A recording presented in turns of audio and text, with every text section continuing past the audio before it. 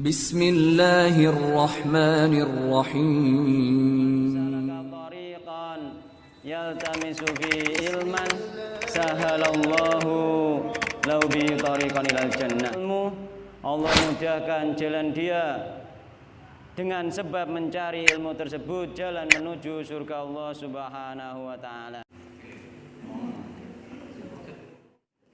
Bismillahirrahmanirrahim.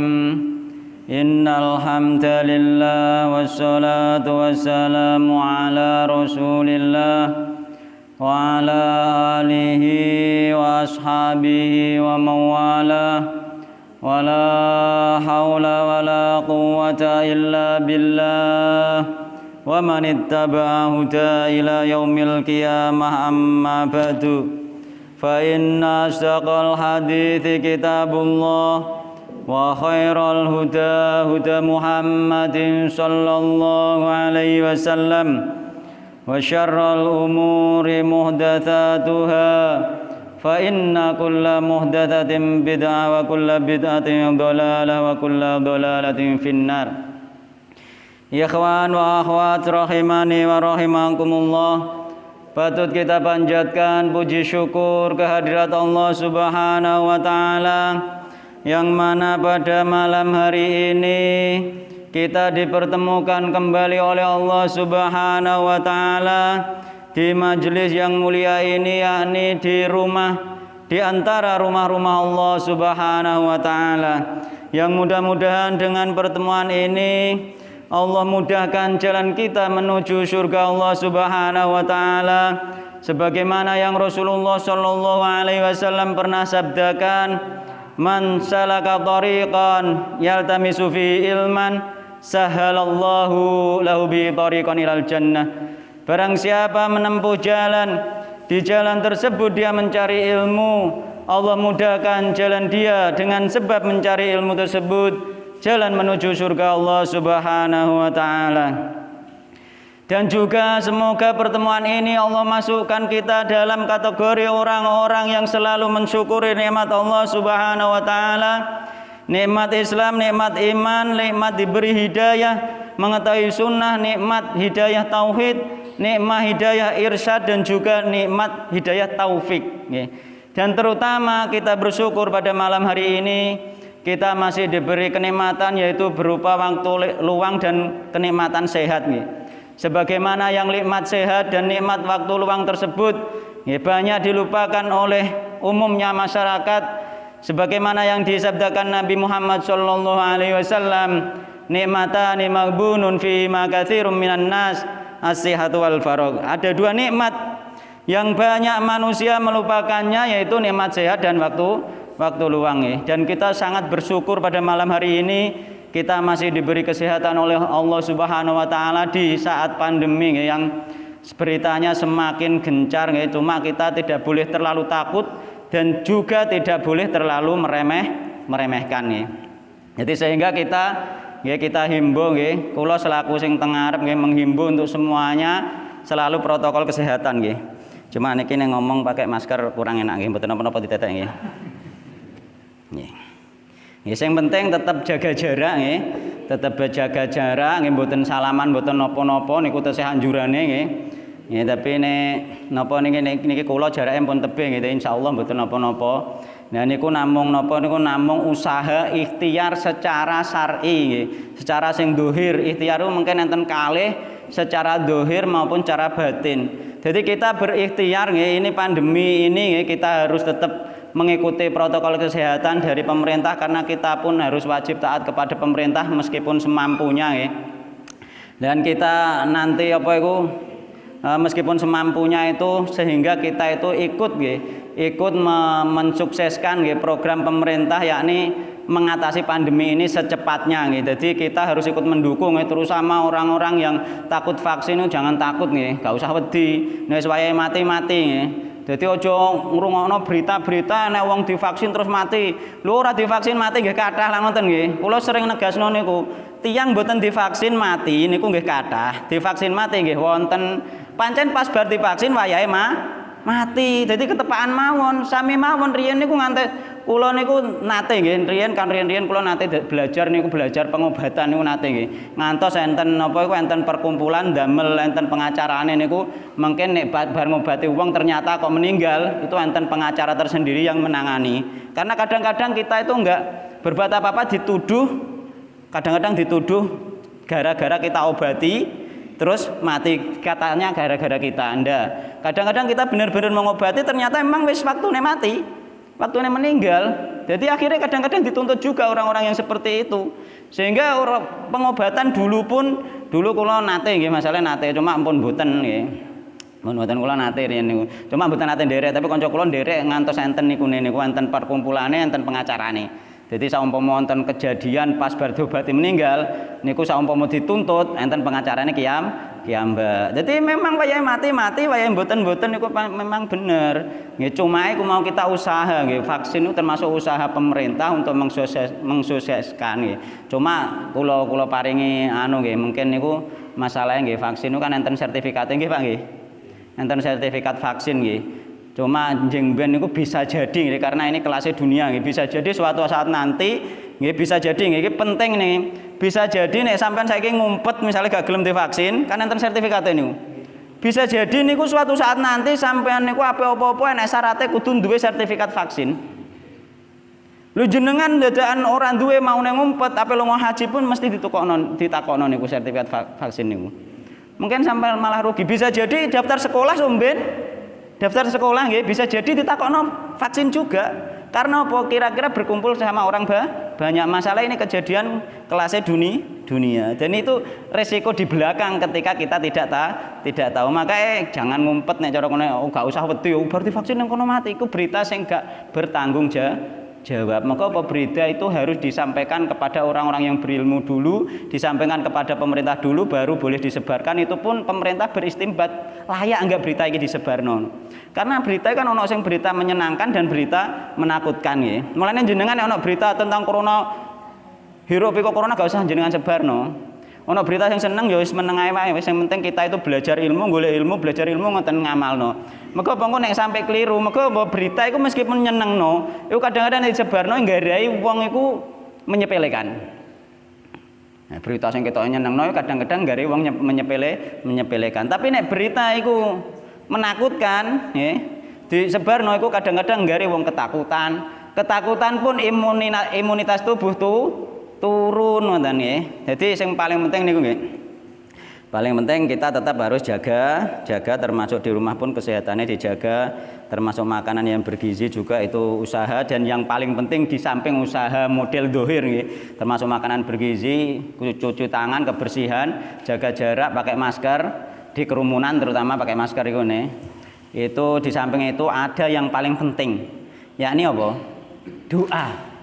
Doa itu paling penting. Virus itu makhluknya Allah Subhanahu wa taala, sing gerakno Allah Subhanahu wa taala. Lah sedangkan ikhtiar kita pakai masker, jaga jarak itu hanyalah sebagai syariat. Dengan kita berikhtiar kita dapat pahala. Sebenarnya ikhtiar tanpa ikhtiar maupun tidak ini sing kena sing gak kena. Dengan kita ikhtiar itulah kita dapat pahala dari Allah Subhanahu wa taala nglakoni syariat Islam. Syariate wis dilakoni iku kita dapat pahala. Nek sampean muni waya kena, waya gak kena terus gak gelem ikhtiar iku ikhtiar sing keliru. Ikhtiar sing keliru niku. Ikhtiar itu ketika kita tawakal nggih, tawakal sing keliru. Tawakal ning Allah itu disertai dengan ikhtiar. Bareng awak dhewe wis njogo kesehatan, wis napa mau? Wis pakai masker kok isih kena, ikulah baru takdire Allah Subhanahu wa taala. Kita sudah berikhtiar, wis bertawakal kepada Allah Subhanahu wa taala. Doa itu yang paling penting, terutama doa pagi dan sore. Terutama doa Al-Falaq, An-Nas, Al-Ikhlas, Al-Fatihah. Itu paling penting. Al-Falaq itu untuk semuanya. Kemarin wis tak singgung ning tafsir Jalalain teng griya nggih Pak nggih. Masalah Al-Falaq untuk semua keburukan yang diciptakan oleh Allah Subhanahu wa taala, termasuk masuk keburukan adalah virus yang diciptakan Allah Subhanahu wa taala. Sampeyan maca Al-Falaq ping 3 esuk ya, esuk ping 3 sore ping 3 insyaallah virusnya wis gak piye-piye, Pak. Iku ana zikir pagi dan petang paling penting. Mergo apa? Dan kita keluar juga doa keluar rumah yang kemarin diajarkan bismillahirrahmanirrahim Allah la haula wala quwata illa billah. Sampean mau metu, virus itu termasuk keburukan kan saking Allah. Ketika metu insyaallah virus tidak akan menghampiri kita. Tapi dengan syarat nek jenenge tawakal ana usahane ngono. Nek gak ana usahane keliru juga. Meskipun secara hakikat benar nanti secara syariat keliru. Karena kita itu menggabungkan antara syariat dan hakikat antara zahir dan batin. Nah, itu perlu nggih diperhatekno. Pokoke doa pagi dan sore terutama. Aja lali pokoke al-falaq ana aja lali. Nah nek kula nek salat wereng al-falaq sering tak waca iku memang kula seneng kali al-falaq iku untuk semua keburukan. Jenengan setel niku YouTube utawa videone sing teng grup nek menawa mboten rodok panjang masalah tak kene nggone YouTube insyaallah masalah tafsir al-falaq untuk semua kejahatan, untuk semua keburukan yang diciptakan Allah Subhanahu wa taala. Virus iki diciptakan Allah, Pak, nek gak ngambiri kita gak ngarah mungkin. Ya Allah kun fayakun. Kembali ke pelajaran kita kemarin sampai masalah syafaat ya. Syafaat belum selesai, jadi bab kaidah yang kedua belum selesai ya. Termasuk kemarin ada yang kejanggalan tentang masalah napa niku? Masalah salam teng kuburan ya. Nah, mungkin niki diulas kembali kersane detail nggih. Al-qaidatu tsaniyatu utawi kaidah kang nomor 2 nggih. Annahum sak temene wong-wong musyrik Mekah, dadi wong-wong musyrik sing gak gelem mlebu Islam niku nggih. Iku sifate piye iku kita jangan sampai seperti orang musyrik intine ngono ya. Iku yaquluna padha ngucap kabeh ma da'unahum. Tidaklah kami menyeru mereka, yakni sapa kae mereka kae. Mereka berhala-berhala sing disembah saliyane Allah termasuk ning kono di antara perwakilan dari ketua semua berhala adalah Lata Uzza Manat. Bahkan ning kono termasuk Wat Suwa Yahud Ya'uq niku nggih. Termasuk iku orang-orang soleh pada zaman Nabi Nuh dulu niku nggih. Zaman Nabi Nuh iku wong-wong soleh yang meninggal dunia digawekno patunge Pak, gawekno gambare Pak. Iku diilhami karo setan, ben untuk mengingat dia agar tidak lupa dengan orang soleh digawekno gambar. Terus suwe digawekno patung. Terus suwe yo niku sing damel tesih urip niku mboten disembah Pak. Sing damel tesih urip tesih dihormati sebagai ulama. Jadi wis ana patunge lah dihormati dhek rono butuhe iki eling Allah roh nek ana ulama perek Allah ning kono. Iku ketika generasi sing damel niki pun meninggal anak putune dipeni neh karo setan diilhami. Gebiyen Mbah Mono nek pengen sukses mergawe, nek pengen tandure lemu, nek pengen panene akeh iku budal rono njaluk ning kono. Nah, terus anak putune sing wis adoh jangka waktu jauh setelah ilmu itu menipis, anak putune dipeni setan ngandel akhirnya njaluk-njaluk ning gone berhala-berhala, ning gone orang-orang soleh yang sudah meninggal. Iku fitnah terbesar orang-orang soleh yang sudah meninggal. Sehingga orang-orang soleh yang sudah meninggal iki malah kaya danyang. Diperlakukan kaya danyang, diperlakukan kaya danyang sendang, danyang wit ngoten niku lho. Kan wonten danyang sendang, danyang wit itu kan diperlakukan seperti itu, minta di situ kan jaluk keselamatan, jaluk perlindungan kan. Jadi sini iku nggih, ma ta'una wa tawajjahna ilaihim. Lan apa madhep sapa kita ilaihim maring apa iku berhala-berhala mau illa li talabil qurbati kejaba nggih untuk mencari pendekatan wasyafaati lan syafaat. Dia mengatakan bahwa itu untuk mendekatkan diri kepada Allah sampai njaluk syafaat kemarin niku nggih. Jadi dene munine dia mendekatkan diri kepada Allah lewat berhala-berhala, lewat orang-orang soleh yang sudah meninggal. Ya, dia mengatakan mendekatkan diri kepada Allah Subhanahu wa taala lewat itu. Ya, tapi mereka ini bohong. Bukan lewat itu, dia bukan mendekatkan diri kepada Allah lewat ziarah ning gone kuburan wong soleh, tapi mereka berdoa di situ. Itu masalahnya. Nah, kemarin kan tak terangno, ketika kita mendekatkan diri kepada Allah lewat ziarah kubur niku sampun leres ketika ziarah sunnah. Ya. Jadi ketika ziarah sunnah itu sampun leres. Karena apa kula singgung winginane? Ketika kita datang ziarah kubur kita dapat pahala karena itu sunnah yang dianjurkan di dalam syariat Islam. Kita ziarah ke situ datang ke kuburan orang soleh. Nah, misalkan atau kuburan tetanggane kita atau kuburan sahabat kita atau kuburan orang tua kita. Setelah sampai kuburan kita kan di situ di samping kita di situ ada syariat uluk salam. Ya assalamualaikum ya ahlad diyar minal muslimin wal mu'minin wa inna insyaallah bikum lahikun as'alallahu lana wa lakumul afiyah. Di samping kita doa itu kita ingat mati. Kita ingat mati itu sendiri itu sudah mendekatkan diri kita kepada Allah Subhanahu wa taala. Dari ingatnya mati, dari salamnya kita salam di situ dijawab oleh ahli kubur. Ahli kubur semua yang ada di kuburan situ menjawab. Dijawab ahli kubur, ya. Dengan dijawabnya itu berarti semua ahli kubur itu mendoakan kita juga dengan keselamatan sama kan dijawab. ya ta? Mendoakan dengan keselamatan. Dengan itu kita dekat dengan Allah Subhanahu wa taala. Mereka ini gak ngono carane. Mereka ini orang-orang musyrik enggak. Dia datang ke kuburan orang soleh itu, meminta di situ, berdoa di situ, dan merasa dilindungi oleh orang soleh tadi, dan merasa dikabulkan. Nek bar konggone wong soleh mau terus mergawene lancar, terus dhek nek metu-metu selamat. Ape lunga wis kono nggone mbae sik, Mbah Buyut sik. Engko ben selamat nggone Mbah Buyut dhisik, terusan budal lunga rumangsa selamat dilindungi Mbah Buyut. Iku sing jadi perbedaan kita, perbedaan orang yang tahu sunnah dan tidak. Tapi setelah ketika kita tahu sunnah, jangan meninggalkan ziarah kubur. Ziarah kubur karena sunnah. Karena salah paham itulah akhirnya sebagian kita meninggalkan ziarah kubur. Salah paham. Jangan takut musyrik. Ketika kita tahu sudah jalan-jalan yang tidak syirik, kita pakai jalan yang tidak syirik, kita tidak jadi musyrik gitu. Ya jadi akhirnya nang kono ana sing apa nang kono ana sing misale nang omah mergane serat ya cong kono nang nggone mbae kan ngono terusan. Kan ngoten. Lah inilah seperti ini, hal yang seperti ini seperti orang-orang musyrik zaman Nabi. Ketika kita seperti orang-orang musyrik zaman Nabi dari sisi keyakinan dan sisi kenyataan ternyata seperti orang musyrik zaman Nabi, secara hakikat itu bisa mengeluarkan dari Islam. Meskipun tak tegaskan meskipun secara syariat ya, kita dilihat masih orang Islam. Iki nek mati mbok salat kudune ketok Islam, mengko masalah urusane dhewe mbek Allah keyakinan. Sing ngerti dia dan Allah sendiri ngono. Dadi aja terus bareng roh ngono langsung sampean wis aku ora kudu nglawat, mboten. Mboten ngoten. Lah inilah ketika kita jangan sampai salah paham. Itu penting diterangno mengko apa jangan sampai salah paham. Nah, sedangkan yang diragukan oleh sebagian orang, lho, apa bener wong ning nggone kuburan jawab salam kan ngono? Apa bener kan ngono? Lah iku enten hadis-hadise saking Rasulullah sallallahu alaihi wasallam gitu. Jadi orang-orang di kuburan itu jawab salam, bahkan di dalam riwayat-riwayat termasuk di Ibnu Katsir ditulis banyak hadis termasuk riwayat Ibnu Abbas dan juga riwayat Ibunda Aisyah juga di situ. Bahkan termasuk sahabat kita, misalnya aku meninggal sampean nili ini kuburanku, kula ngertos seneng kan ngono seneng ketika sampean uluk salam syaratnya uluk salam. Maka pada dasarnya menurut ayat Al-Qur'an itu orang meninggal itu tidak dapat mendengar dan tidak dapat melihat ya toh, pada dasar hukum dasar. Tapi ketika kita uluk salam terus teng hadis-hadis niku ketika kita uluk salam terhadap ahli kubur itu Allah mengembalikan ruh ke kuburan tadi untuk menjawab salam kita. Ya kan ngono. Dan seneng sahabat kita juga seneng, ngerti Pak, ngerti. Kalau iman. Kalau iman. Kenapa? Kalau iman orang yang kuburan.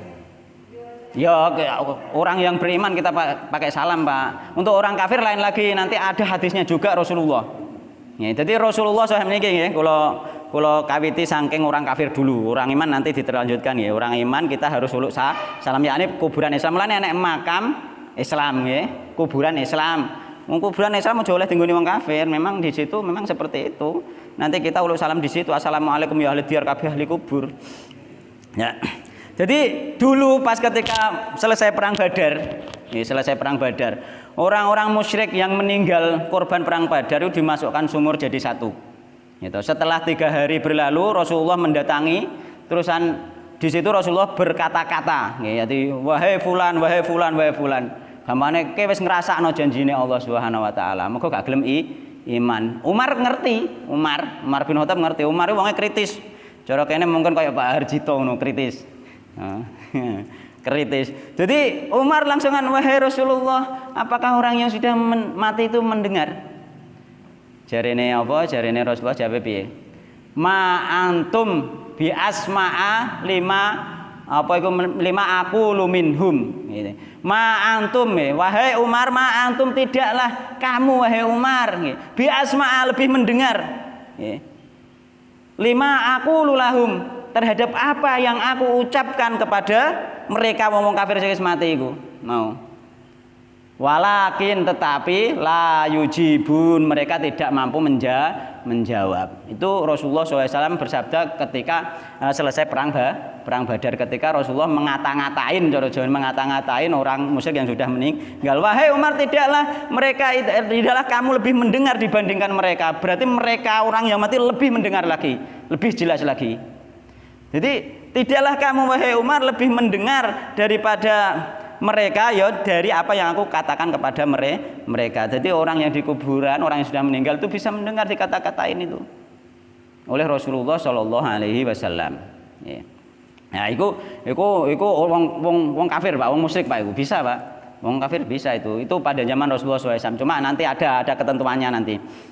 Ada ketentuannya, yakni memang pada dasarnya tidak mendengar, tapi Allah pada saat-saat tertentu membuat bisa mendengar.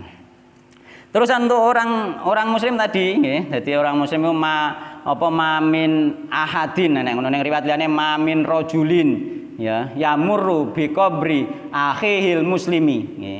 Jadi tidaklah seorang pun yamurru bi qabri akhihil muslimi yang dia melewati kuburan saudara muslimnya. Karena ya'rifu fid dunya yang dulu dia mengenalnya di dunia, koncone sahabate. Tapi nek riwayat liyane gak ono ngono riwayat liyane. Dadi cek kenal cek gak asline. Cuma hadis ini ngkai semangat kene nek sahabat wis meninggal kunjungi. Ngono maksude ngono. Ngkai semangat niku. Fayusallimu alaihi iki syarate. Kemudian mengucapkan salam kepadanya. Nek sampean niliki kancane sing wis meninggal terus ngucapno salam lagi illa raddallahu alaihi ruhahu, melainkan Allah mengembalikan ruhnya hatta yarudda alaihi salam, sehingga dia menjawab salammu. Dijawab Pak sampean misalnya aku mati sampean budal ning kuburanku misale ya budal ning kuburan tapi gak pengen njaluk-njaluk sugih. Budal ning kuburanku ziarah sunah tenan. Terusan sampean nuluk salam ning kuburan kono. Allah apa? Illa raddallahu alaihi ruhahu, kecuali Allah mengembalikan ruhku dibalikno karo Allah. Kanggo jawab sampean bahkan yang riwayat Ibunda Aisyah, ya riwayat Ibunda Aisyah itu bahkan dia sahabatnya senang dengan kedatangannya itu, terhibur. Mulane kita ketika kenal sunnah jarang ziarah kubur masalahnya mergo salah paham. Ketika ada ziarah kubur yang bid'ah, ziarah kubur yang syirik, dan ada ziarah kubur yang sunnah, kita tetap ziarah kubur, tapi ziarah kubur yang sunnah itu masalahnya. Ya terus kayak ono hadis yang disampaikan oleh Pak Harjito kemarin ya, ini termasuk menjawab pertanyaan Pak Harjito nggih, rada dangu sithik mboten apa-apa penting. Lah Pak Harjito takoki bukan berarti mboten ngertos, mboten. Takok itu bisa jadi ben dijawab wong liya ben melok krungu mboten. Dadi tiyang takok ini mboten mesti mboten. Tiyang takok ini wonten beberapa kategori tiyang takok. Bahkan tiyang takok ini dhewe wis ngerti kok ternyata takok tujuane ngendari liyane dhek termasuk dadi gurune liyane. Kayak Jibril, malaikat Jibril takok ning Nabi ya. Apa iku Sayyidina Umar ya, wahai Umar, sapa sing teko iku mang? Allah wa Rasul alam jarene Rasulullah, dia itu Jibril mengajarkan untuk kalian agama kalian meskipun sing ngomong Nabi, jare Nabi sing ngajari Jibril. Mulane nek wong takok iso dadi guru malahan kan ngono. Maka dengan pertanyaan tadi dijelasno, monggo dhek gak takok menawa kula nggih mboten jelasno kan ngoten. Bisa jadi Pak Harjito dadi gurune sampean malahan kan ngono. Ngoten lho. Dadi nek ana wong takok niku kita perlu diketahui pertanyaan itu beberapa kategori. Bisa jadi tanya itu karena memang belum tahu, bisa jadi tanya itu karena sudah tahu cuma ingin meyakinkan, bisa jadi ana takok itu karena ingin memberitahu yang lain. Banyak kategori pertanyaan. Mulane sampean nek pengen takok ora roh lah takok wae ben wong husnudzon paling dhek iki jarak kan ngono. Nggih. Terus wonten niki nggih teng nggone Riyadhus Shalihin kula cari-cari sing tentang kan wonten ngeten bahwa ada malaikat ya ketika kita itu bersolawat bersalam kepada Nabi Muhammad SAW ya, Allah menjadikan malaikat berkeliling di seluruh penjuru bumi ya, untuk menyampaikan salam kepada Rasulullah Shallallahu Alaihi Wasallam. Dan ini dijadikan dalil bahwa orang yang meninggal itu tidak mendengar, yakni tidak mendengar dalam arti disampaikan malaikat ya, disampaikan malaikat. Ini tidak seperti itu, tidak seperti itu pemahamannya. Itu maksudnya ketika kita berdoa dari jauh, ketika kita bersalam dari jauh, membaca sholawat dan salam kepada Nabi dari jauh, itulah sampainya itu melewati malaikat disampaikan kepada Rasulullah ke sana. Tetapi ketika kita datang ke sana langsung ke kuburan Rasulullah langsung jawab. Ya kan, Rasulullah langsung jawab. Rasulullah langsung oleh Allah didatangkan ruhnya ya menjawab itu ada di hadis sahih di Riyadhus Shalihin bab tentang sholawat niki. Nggih, kula waosake kersane yakin kersane mantep bahwa ziarah sunnah itu tidak luput dari sesuatu yang sekiranya dulu kita anggap aneh. Tenan to ora ngono kan ngono. Tenan ngoten, tenan. Ben gak janggal, ben gak ragu meneh ya. Dadi kene ndek kanca wis meninggal tiliki gak apa-apa salami. Seneng dekne, walah kancaku biyen ya, oh, seneng. Heeh. Ngono. Nah nggih niki enten hadise nggih kula cari nggih. Nah, ini tentang salate hadisnya banyak, tentang salate berapa hadis ini? Sekitar 10 hadis nek mboten kelenturi. 1 2 3 4 5, 6, 7, 8, 9, 10, 11 sekitar 11 hadis tentang masalah menyinggung masalah sholawat dan salam kepada Rasulullah sallallahu alaihi wasallam. Ini hadis sing berkenaan dengan ruh kembali. Nah, mulane iku ketika kita salam dari jauh memang bukan ruhnya Rasulullah dikembalikan untuk menjawab, tapi malaikat yang menyampaikan salam. Artinya kita titip salam melalui malaikat. Mulai kita sholat salam dimanapun nyampe kepada Rasulullah Sallallahu Alaihi Wasallam. Begitu juga kita mendoakan orang tua kita meskipun gak di kuburan, di rumah, dimanapun kita berada sampai kepada orang tua kita. Entah caranya bagaimana terserah Allah kan. Yang penting nyampe doa itu. Oke. Jadi diriwayatkan saking sinten iki Abu Hurairah nih. Anna Rasulullah sallallahu alaihi wasallam qol, sak temene Rasulullah sallallahu bersabda, "Ma min ahadin, nggih.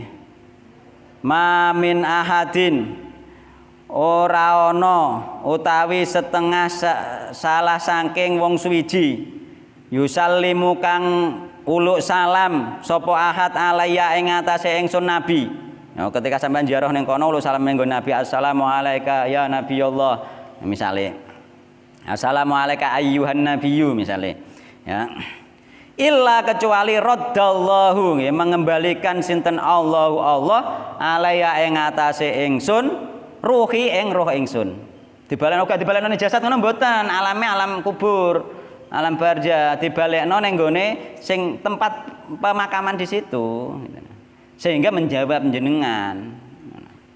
Ya. Jadi illa raddallahu alayya illa raddallahu kejaba nggih. Illa radda kejaba balekno sinten Allah alayya ing atase ingsun apa ruhi ing roh ingsun. Hatta arudda sehingga jawab sapa ingsun alaihi ing atase ahad wong sing uluk salam mau jawab assalama ing salam. Jadi sampean nek sampai pernah lunga rono, nek kula dereng nggih, urung ana ongkose. Nek sing nate lunga rono wis ziarah makam Nabi, sampean wis dijawabi langsung Nabi ning kono. Iki ana hadise. Tapi nek sampean gak iso lunga rono, gak apa-apa. Gak apa memang iku nek mampu kan. Nek gak iso lunga rono sampean maca sholawat salam sing akeh wae meskipun ning omah, meskipun ning masjid ning kene iku tetep sampai ning gone Nabi Muhammad sallallahu alaihi wasallam. Mongko nek somben wong sing paling perek Nabi Muhammad sing paling akeh maca sholawate. Ya. Iku paling perek Nabi, mengko paling dikenal Nabi kan disampaikno terus karo Allah salame. Roh salam iki salam konggone misale Pak Suratman disampaikno karo malaikat.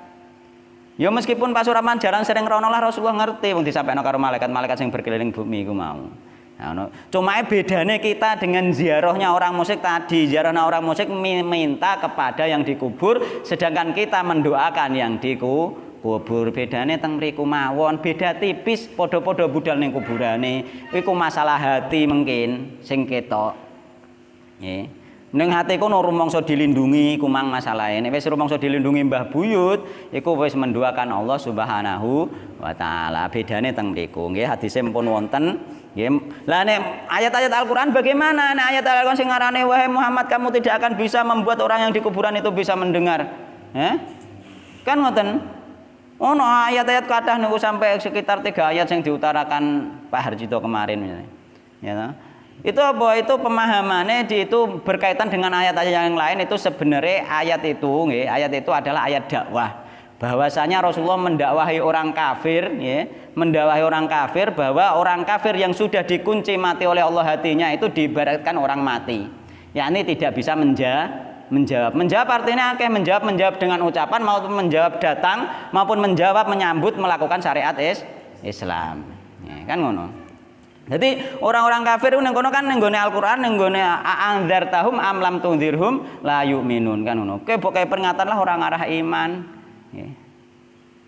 A'andzartahum am lam tunzirhum la yu'minun. Khatamallahu ala qulubihim wa ala sam'ihim wa ala absarihim ghishawatu wa lahum adzabun adzim. Lho ning kono lho.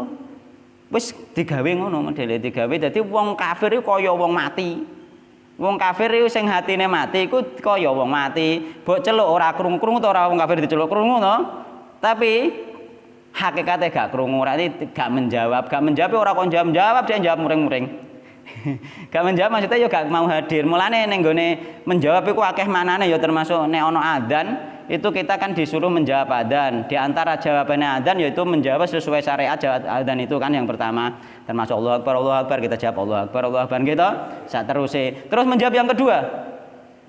Datang. Lah wong mati dikongkon masuk Islam apa iso? Mboten saged. Maksudnya wong kafir ngono ning dunia tafsiran niku. Wong kafir gak ngarah mungkin menjawab yakni jawaban datang itu datang memeluk Islam itu tidak akan orang kafir itu sebagaimana orang yang sudah mati tidak akan masuk Islam lagi. Misalnya mati kafir bokongan Islam juga ngalah mungkin. Mulai Nabi Muhammad tidak akan mungkin mampu memberikan orang yang dikubur itu mampu mendengar dan mampu menjawab yakni menjawab gelem masuk Islam juga mungkin karena sudah mati. Orang kafir yang mati hatinya juga seperti orang yang sudah mati tersebut. Iku tafsirane. Ya tadi. Ya. Mulane nek kono in tad'uhum la yasma'u du'aakum. Jika kamu menyuruh mereka, mereka tidak akan mendengar doa kalian. Walau sami'u saumpama ngrungu mastajabu lakum tidak mampu menjawab. Mulane ada kemungkinan krungu kan? Walau sami'u mastajabu lakum seandainya krungu gak mampu menjawab, yakni gak mampu menjawab ya gak mampu mengabulkan doa. Gak mampu dia mengabulkan doa.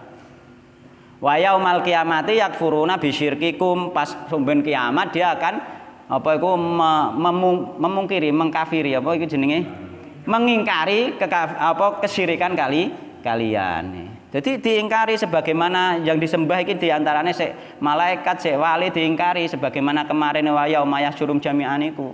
Jadi somben wong wis dikumpulno kabeh iku malaikat takoki, malaikat apa kowe wong iki nyembah kowe? Oh gak wae Allah sebenarnya mereka itu nyembah jin. Jadi penunggu-penunggu sing nggone Mbah Wali sing ngabulno sing ngetoki dheke sing ngetoki lewat ngipis lewat apa sing ngabulno sing ngewangi dheke mergawe iku jin. Misale sampean nggone Mbah Wali kok misale contone mbahku dhewe kono Mbah Jabar misale. Contone iku misale sampean nggone Mbah Jabar kok ngipi dipethuki Mbah Jabar terus dikongkon ngene-ngene terus sampai ate meresak wis kowe wis tak lindungi cung gak usah kuwatir misale ngono dipethuki ngono. Ya gak usah kuwatir ora usah wedi apa-apa guys tak lindungi misale dipeni Mbah Jabar. Sing methuke iku gak Mbah Jabar, iku jin. Bisa jadi jin umum sing memang ape ngridu sampean bisa jadi jin korin yakni korine Mbah Jabar ge biyen. Mulane iso nyerupani pokon cerita sejarah Mbah Jabar ya mbait wong dhek jin korin niku iso cerita reno-reno. Angger wong duwe korin kabeh. Kan ngono. Iso iku kok masalah jin korin nonton malih. Nah iki perlu dimengerti hal-hal yang seperti ini. Dan dengan adanya ayat ini secara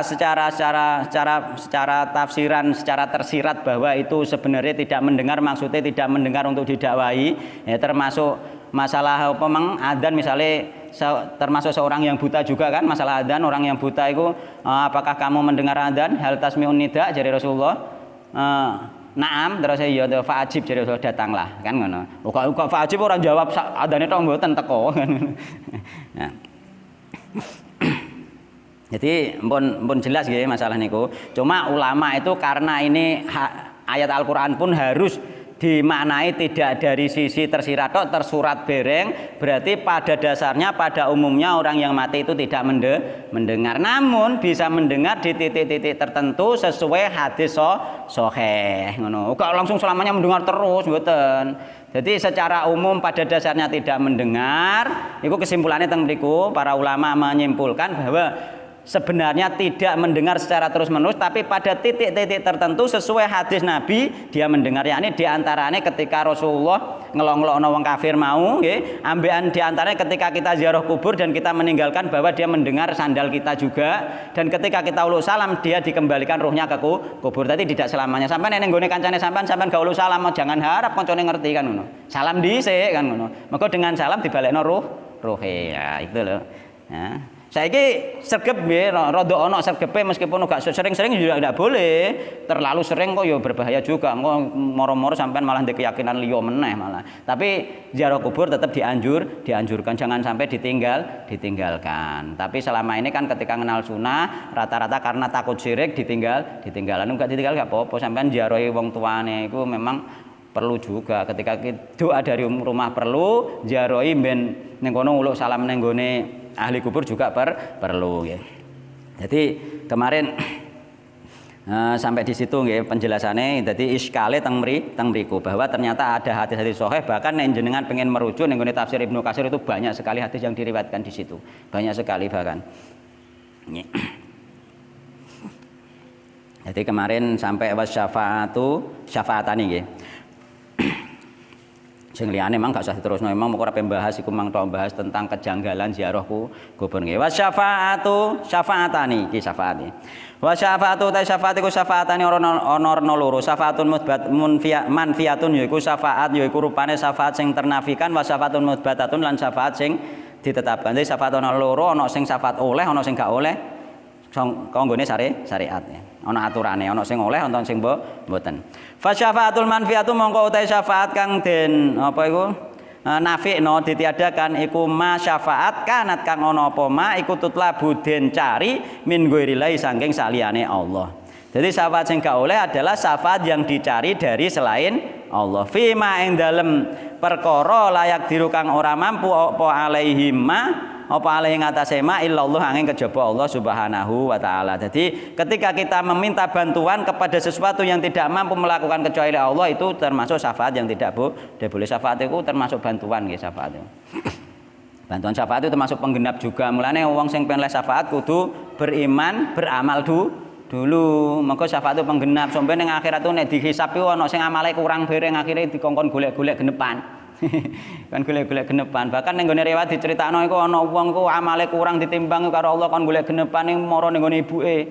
Jare ibu aku dhewe engko nek kurang terus piye? Dijaluki amal gak oleh ibuke. Para ning gone kancane ya ora oleh ning ndi ora oleh kan.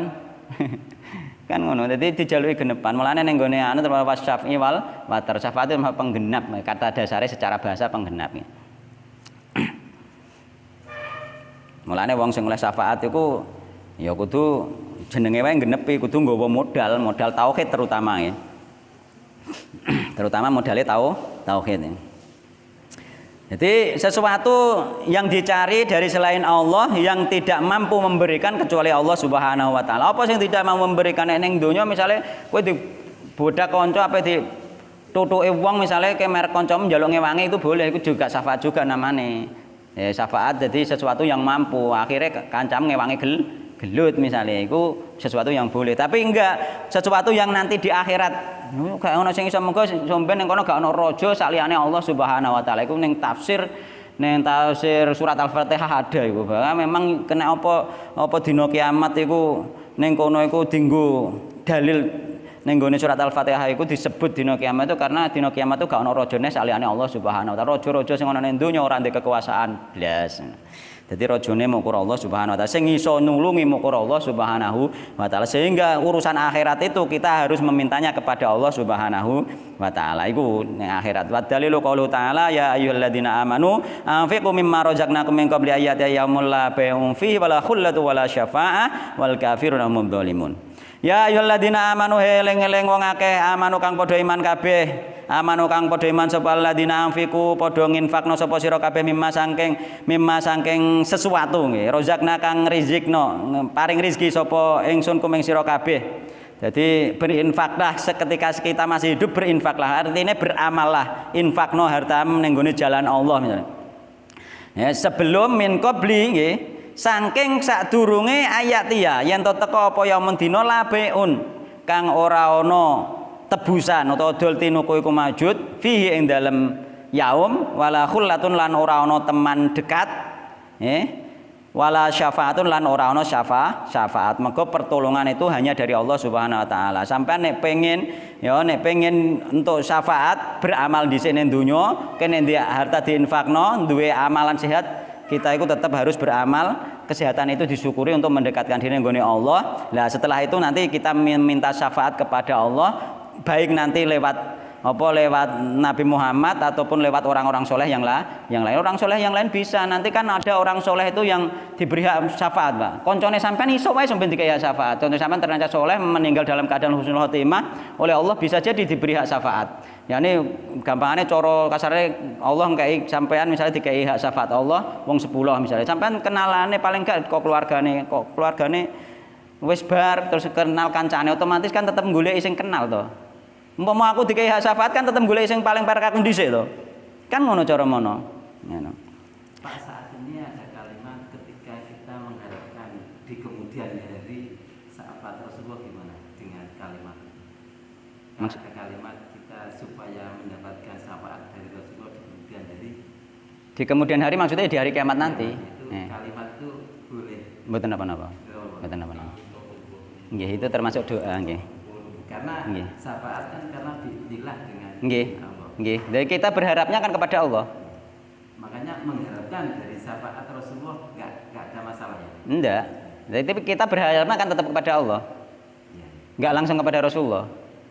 Kita berharap kepada Allah agar kita mendapat syafaat Rasulullah SAW di besok hari kiamat. Sama saja ketika kita mengharap, misalnya seandainya konco kono soleh sahabat, aku juga berharap, misalnya sampean roh wong soleh, sampean berharap juga seandainya orang itu dapat syafaat bisa saja, tapi kita mintanya berharapnya kepada Allah SWT.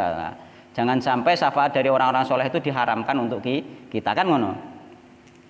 Ya, jangan sampai, mulanya doanya kadang ya Allah jangan haramkan syafaat Nabi Muhammad terhadap kita, jangan haramkan syafaat orang soleh terhadap kita. Syafaat itu penting. Termasuk diantara kita mungkin besok ada yang dapat hak syafaat, ada. Mungkin juga orang soleh terutama orang yang bertauhid itu, dan syafaat itu pun nanti untuk orang yang bertauhid juga, itu masalahnya.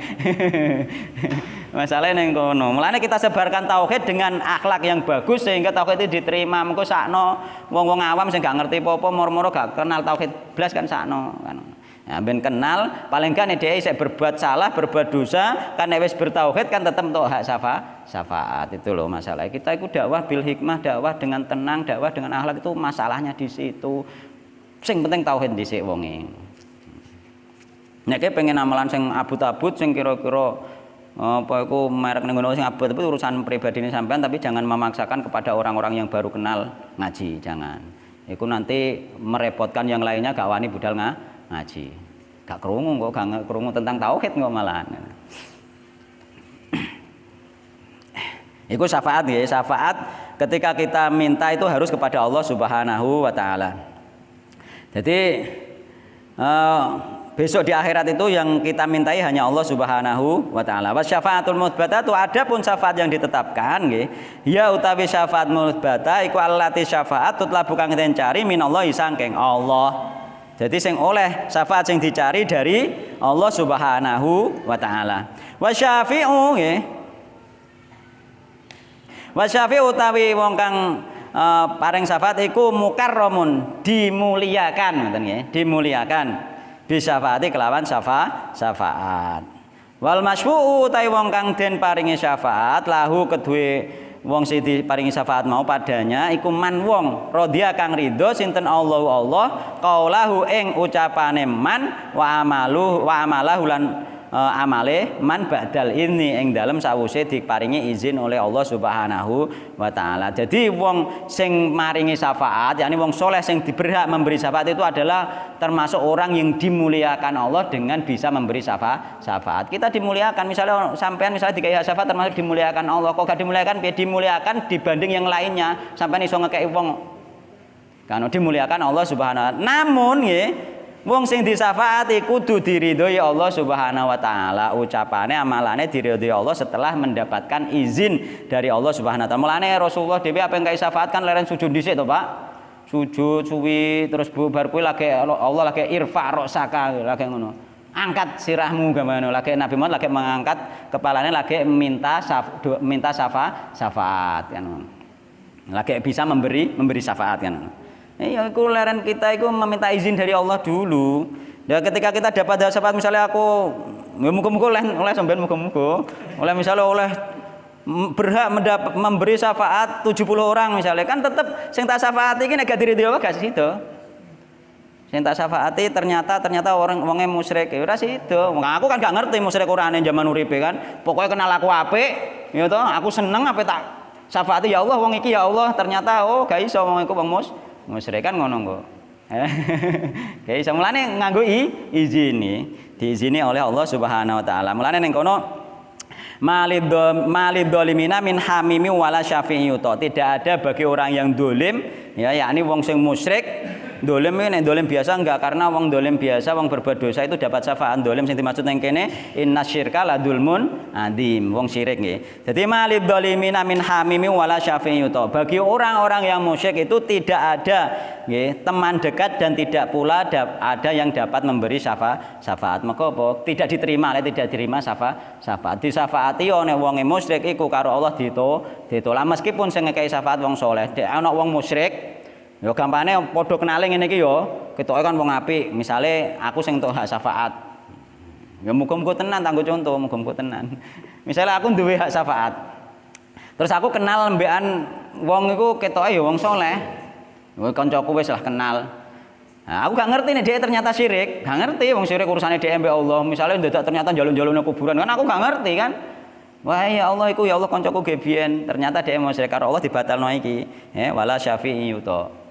Tidak ada yang bisa memberi syafaat, yakni syafaatnya ditolak, tidak diterima. Gak iso, dia itu ternyata syirik akbar. Padahal aku ngertiku ndak, ketoke ya isih Islam. Mulane memang jangan sampai secara hakikat itu ternyata ketika secara syariat kita ketok Islam, ternyata secara hakikat kita itu wis keluar dari Islam. Itu jangan sampai. Mergo ana pembatal-pembatal keislaman itu kita jaga, termasuk pembatal keislaman yang paling kita takuti adalah man ja'ala bainahu wa bainallahi wasaita kae. Jadi orang yang menjadikan antara dia dan Allah perantara, yad'uhum wa yas'aluhum syafa'ata wa yatawakkalu alaihim, yang berdoa kepadanya memohon syafaat ya toh, dan memohon perlindungan kepada selain Allah Subhanahu wa taala. Jadi mbah wali iki nek dijaluki perlindungan iku masuk kategori syirik akbar. Meskipun secara lahir isih ketok Islam. Jomben nyafaati nganggur. Mulane iku sing paling penting ya.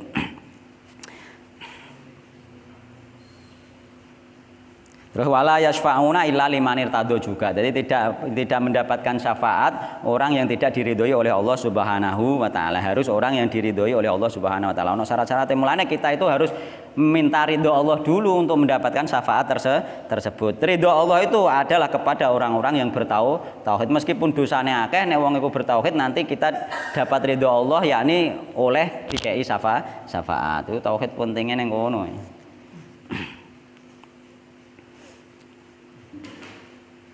Pak, saya tanya Pak ya. Nggih.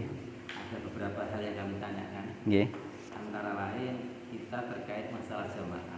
Memang sebelum kita hijrah itu kan kita punya kepahaman, artinya akidah. Ketika kita itu memang fanatik pada bid'ah. Terus. Sehingga ketika tidak sesuai dengan perintah Allah Rasul ya semua bid'ah, semua kebulalan. Terus. Nah, kita itu punya kepahaman lebih bagus kita sholat di rumah tinimbang kita mengikuti orang yang bid'ah. Sedangkan saat ini kita menjauh, artinya bagi saya pribadi, ketika kita hijrah dan semua saya anggap semua Islam saudara. Ini karena kaitannya kita sudah rutinitas kalau nggak jamaah nggak enak. Memang saya dilatih jamaah. Ketika kita mendengarkan adzan, kewajibannya kan datang mengikuti jamaah. Terus. Itu. Kita dekat dengan rumah musola. Nah, kita di dalam rumah itu ada salah satu orang sakit, kita menghendaki jamaah dengan orang yang sakit, hukumnya lebih wajib datang ke musola atau mendampingi orang yang sakit? Datang ke musola, Pak. Karena apa? Karena orang sakit itu ada udzur dia. Jadi orang sakit yang di rumah, orangnya sakit yang di rumah, jenengan sing sehat itu wajib datang sholat jamaah. Terutama jenengan sudah tak terangkan kemarin tetangga masjid gitu. Terutama tetangga masjid itu wajib datang ke masjid untuk jamaah kecuali tak ada udzur. Sedangkan yang sakit di rumah itu ada udzur. Ya, seandainya yang sakit di rumah tadi di hari-hari biasa dia biasa jamaah ya. Biasa jamaah misalkan, itu meskipun dia sholat di rumah sendirian, dia dihitung oleh Allah sholat jamaah. Ya. Karena kita itu orang Islam siapapun yang menjadi imam kita itu sah. Memang saat ini kami pribadi menghindari dari takfiri atau warid dan kefirqan. Karena ketika kita menganggap adaptasi lah. Ketika orang itu tidak sampai syirik akbar, Pak, itu kebid'ahan apapun atau dosanya apapun itu tetap sah kita bermakmum di belakangnya. Ya, terutama dia sudah dijadikan imam di situ. Jadi yang di rumah diabaikan, yang di rumah biarkan sholat sendirian karena apa? Dia ada udzur yang namanya udzur sakit. Ya. Tetap lebih wajib. Nggih. Jadi kemarin kan pun tak sampai niku nenten hadise kan niku. Jajal karo, Pak. Nggih sampun nggih. Jadi al-qaidatu tsalitsatu nggih. Wallahu taala alam subhanakallah bihamdika asyhadu an la ilaha illa anta astaghfiruka wa atubu ilaik. Insyaallah tesih satu pertemuan lagi lah insyaallah.